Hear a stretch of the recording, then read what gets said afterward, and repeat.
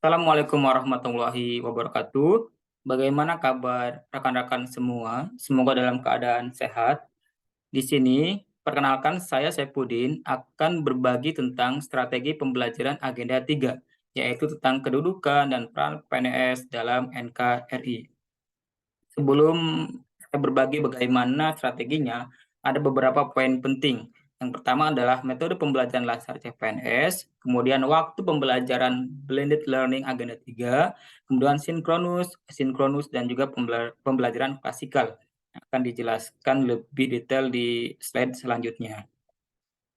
Nah, seperti kita ketahui, dengan adanya COVID-19 itu mengubah cara metode pembelajaran yang sebelumnya klasikal yang berdasarkan dengan Pelan nomor 12 tahun 2018. Nah, karena adanya COVID-19 ini sehingga kita mengubah cara metode pembelajaran menjadi blended learning dan distance learning berdasarkan Pelan nomor 1 tahun 2021 Junto Pelan nomor 10 tahun 2021. Nah, di dalam waktu pembelajaran blended learning agenda 3 ini ada 3 agenda penting harus kita pahami, yaitu tentang MOOC, pembelajaran mandiri yang terdiri dari 6 JP, jam mata pelajaran, kemudian pembelajaran distance learning terdiri dari 20 JP yang terbagi dalam sinkronus 5 JP dan asinkronus 15 JP, dan juga yang terakhir yaitu pembelajaran klasikal 7 JP. Ceramah profesionalisme ASN 2 JP dan juga pembelajaran agenda 3 5 JP. Nah, di dalam sinkronus 2 JP, tadi sinkronus kan ada 2. Sinkronus yang pertama 2 JP dan nanti sinkronus yang kedua yaitu 3 JP. Di dalam strategi sinkronus yang pertama adalah kita harus bisa kita memperkenalkan diri. Nah, di dalam memperkenalkan diri ini untuk bisa lebih ada ikatan antara kita fasilitator dengan para peserta. Dan juga harus diperhatikan kita di sini sebagai fasilitator. Sehingga metode di dalam metodenya kita lebih kepada student learning ataupun andragogi, sehingga mereka lebih berperan, bukan kita yang banyak berperan, tapi kita lebih sharing dan juga minta pendapat kepada para peserta. Dan juga bisa di dalam perkenalan ini ada ice breaking dan lain sebagainya untuk bisa mencairkan suasana.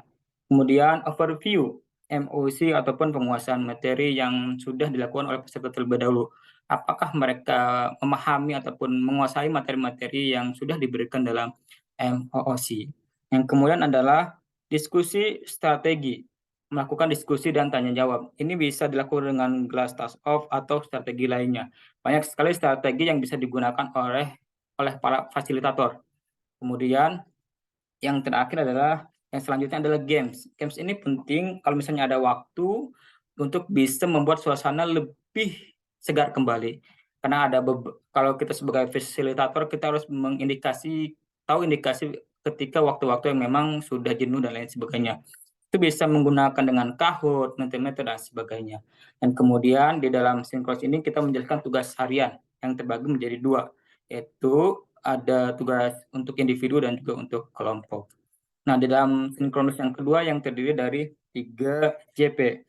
Yang pertama, strategi yang harus kita lakukan adalah mereview dan menjelaskan rencana proses pembelajaran yang sebelumnya tugas sudah diberikan dalam sinkronus pertama. Kemudian memberikan presentasi kepada tugas individu dan kelompok yang sudah dibuat di dalam sinkronus yang pertama.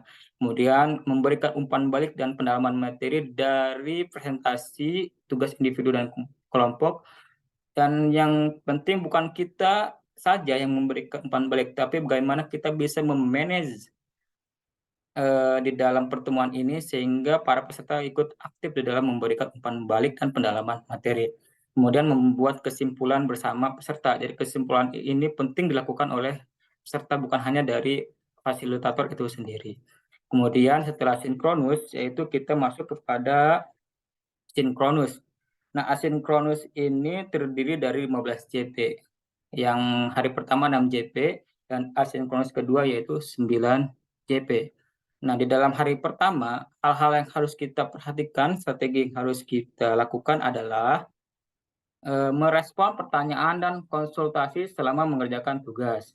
Karena asinkronus ini kita tidak ada interaksi secara langsung, kita hanya memberikan panduan berupa tugas dan lain sebagainya. Yang itu kita harus bisa merespon ataupun pertanyaan yang memang belum jelas. Kemudian memeriksa dan memberikan penilaian hasil pengerjaan tugas. Membuat mind map, video dan ataupun presentasi, dan juga membuat video singkat learning journey. Dan ini tugas kelompok bisa diskusi maupun simulasi dan lain sebagainya. Nanti di dalam tugas ini mereka bisa membuat mind mapping, membuat video dan lain sebagainya. Dalam learning journey biasanya mereka membuat podcast 1 ataupun 3 menit tentang pembelajaran yang sudah mereka lakukan. Mereka mereview kembali dalam bentuk podcast, dalam bentuk rekaman. Kemudian di pertemuan selanjutnya asinkronis kedua, hari kedua yaitu 9CP, kita membagi di dalam 2 kelompok tugas. Di dalam tugas kelompok dan juga tugas individu. Di dalam tugas kelompok, peserta memilih antara diskusi dengan tema proses merit system atau transformasi digitalisasi pemerintahan. Karena kita ada 2 bentuk materi ya, manajemen dan merit dan smart ASN, maka harus dipilih dalam 2 materi tersebut. Kemudian tugas individu membuat video tentang permasalahan pelayanan publik yang ada di instansinya, kemudian juga tadi membuat learning journey kembali. Nah, kemudian pembelajaran klasikal ini pembelajaran berjumlah 7 JP yang terbagi dalam ceramah profesionalisme 2 JP dan juga pembelajaran manajemen ASN dan smart ASN yang terdiri dari 5 JP. Nah, di dalam klasikal ini strategi yang harus kita lakukan adalah berbagi pengalaman aktualisasi agenda 3 selama masa habituasi, kemudian memberikan penguatan pendalaman materi, menjelaskan tugas kelompok, kemudian memberikan apresiasi umpan balik dan motivasi, dan membantu review pembuatan materi agenda 3. Nah, apresiasi umpan balikan ini sangat penting ya, untuk bisa memberikan sebuah insight kepada para peserta bahwa mereka itu sangat layak menjadi sebuah ASN dan juga memberikan panduan bagaimana seharusnya perilaku ASN itu dilakukan depannya sehingga institusi yang mereka bekerja di dalamnya itu menjadi lebih baik. Nah, kemudian di dalam klasikal yang pertama adalah bagi pengalaman aktualisasi. Nah, kita sebagai fasilitator harus tahu kira-kira pertanyaan apa saja yang bisa memantik pembicaraan di dalam diskusi tersebut. Misalnya isu apa saja yang muncul terkait dengan apakah strateginya, apakah strategi tersebut diimplementasikan, ataupun bagaimana rencana tindak lanjutnya. Dan kemudian poin selanjutnya adalah pengalaman materi terkait dengan agenda lain. Misalnya, kalau agenda 3 kan ada manajemen ASN dan juga smart ASN. Manajemen kan ada 3 tentang kedudukan, peran, kewajiban, dan kode etik, kode ASN, konsep sistem merit dalam pengelolaan ASN, dan kemudian mekanisme pengelolaan ASN. Karena smart ASN dari literasi digital, literasi digital, dan kemudian implementasi literasi digital dan aplikasinya. Setelah mempelajari agenda 3, diharapkan fasilitator bisa mengambil poin penting terkait dengan agenda lain, pertama dan agenda kedua, sehingga memberikan pemahaman yang lebih mendalam, yang lebih luas, holistik tentang peran mereka yang mempunyai dalam menjalankan tugasnya sebagai ASN. Nah, kemudian di dalam praktek observasi ini implementasi substansi 3 di lingkungan lembaga jika dimungkinkan, jika tidak observasi dapat dilakukan secara virtual kepada suatu instansi ataupun lembaga tersebut. Misalnya di sini peserta akan diskusi dan membuat konten video digital. Kemudian fasilitator ataupun para peserta bisa mengomentarinya. Kemudian memberikan apresiasi umpan balik dan motivasi seperti sudah jelaskan bagaimana mereka dapat membangun hubungan yang lebih baik.